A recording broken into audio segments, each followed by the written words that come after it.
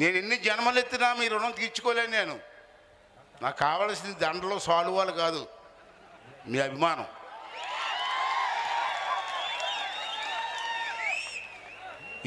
ఇన్ని సంవత్సరాలు ఏకదాటిగా రాజకీయం చేసిన వాళ్ళు అతి తక్కువగా ఉంటారు రాష్ట్రం మొత్తం మీద.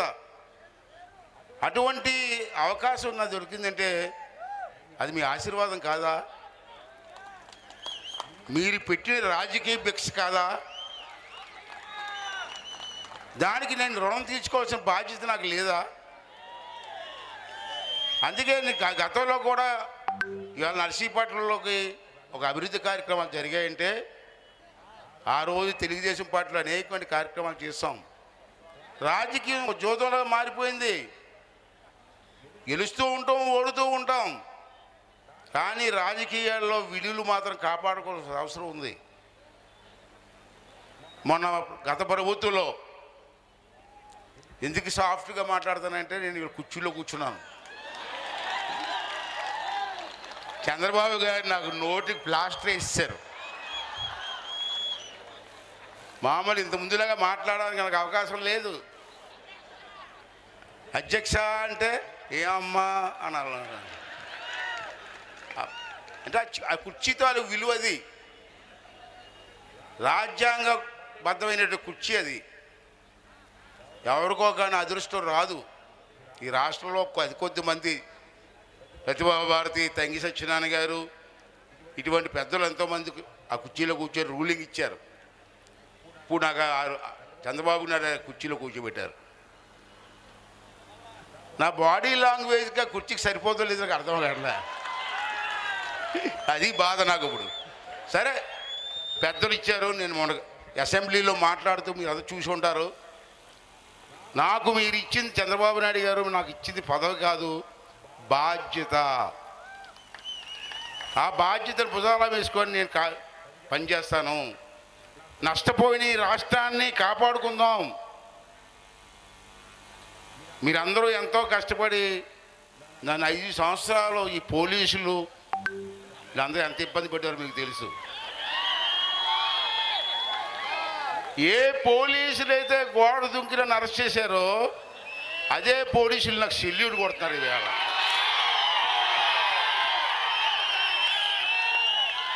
అది దేవుడు రాసిన స్క్రిప్ట్. అదే దేవుడు రాసిన స్క్రిప్ట్ అంటారు చూసారా, అదే. అంచేది మనం కూడా, నేను మనవి చేస్తాను ఈవేళ, నా మీద చాలా బాధ్యత ఉంది. అసెంబ్లీని రన్ చేయాలి. 175 మంది ఎమ్మెల్యేని నేను కంట్రోల్ చేసుకుంటూ నడిపించాలి. మరో పక్క నాకు జీవితాన్ని ఇచ్చిన మిమ్మల్ని అందరినీ కాపాడుకోవాలి అభివృద్ధి పరంగా. ఇంత బాధ్యత నాకు ఉంది. అందుకని నేను మనం చేస్తాను. నాకు భగవంతుడి దయ వల్ల రమేష్ గారు నాకు తోడు దొరికారు ఈవేళ. నిజంగా ఆ రోజు రమేష్ గారు నాకు ఫోన్ చేసి అనకాపల్లి ఎంపీ టికెట్ నాకు ఇస్తా అన్నారు, ఏం చేయమంటారు అయ్యన్న గారు? నా పరిచయం ముందు నుంచి పరిచయం ఉంది నాకు. అడిగితే లేదు బ్రదర్, రండి, మీరు గెలుస్తారు, గెలిపించుకుంటాం మేము. కాకపోతే మీరు గెలిస్తే తర్వాత ఈ అనకాపల్లి పార్లమెంట్ నియోజకవర్గంలో మీరు ఇండస్ట్రియలిస్ట్ కాబట్టి 2, 3 ఇండస్ట్రీస్ పెట్టండి, మా కుర్రోళ్ళకు ఉద్యోగాలు ఇవ్వండి అని చెప్పి అడిగారు. అది ఆ రోజు మాట ఇచ్చారు. ఇంచేదాన్ని సెంట్రల్ గవర్నమెంట్లో అతను పెద్ద ఇన్ఫ్లుయెన్స్ ఉన్న వ్యక్తి నాకు తెలుసు. డైరెక్ట్గా హోమ్ మినిస్టర్ గారి దగ్గరికి వెళ్ళి నాకు ఇది కావాలని చెప్పి అడిగే శక్తి యుక్తి ఉన్న వ్యక్తి రమేష్ గారు. అంచేత వారు మేమందరం కలిసి ఇక్కడ మా టీం అంతా ఉంది, తెలుగుదేశం పార్టీ టీం అంతా ఉంది. మన కూడా జనసేన, బీజేపీ, తెలుగుదేశం కలిపి ఒక కూటమిగా ఏర్పడ్డాం. మన కూడా పవన్ కళ్యాణ్ గారు అసెంబ్లీలో బ్రహ్మాండంగా మాట్లాడారు, మీరందరూ చూశారు. కాలేజీలో అల్లరి చేసి కుర్రోడు ప్రిన్సిపాల్ ఇది ఎలాగుంటుందో అలాగ ఉందన్నాడు నన్ను. నిజమే, ఒక విధంగా అది కూడా కరెక్టే.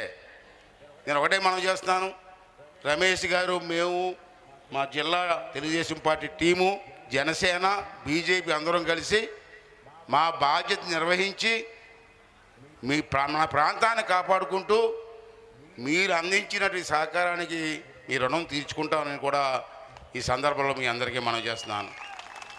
నా ముందు చాలా సవాళ్ళు ఉన్నాయి. గత ప్రభుత్వంలో ఎవరిని విమర్శించకూడదు, నేను ఆ కుర్చీలు కూర్చున్నాను కాబట్టి. గత ప్రభుత్వంలో ఎంతో నష్టం జరిగింది రాష్ట్రానికి. మీరు రోజు పేపర్ చూస్తున్నారు, టీవీ చూస్తున్నారు.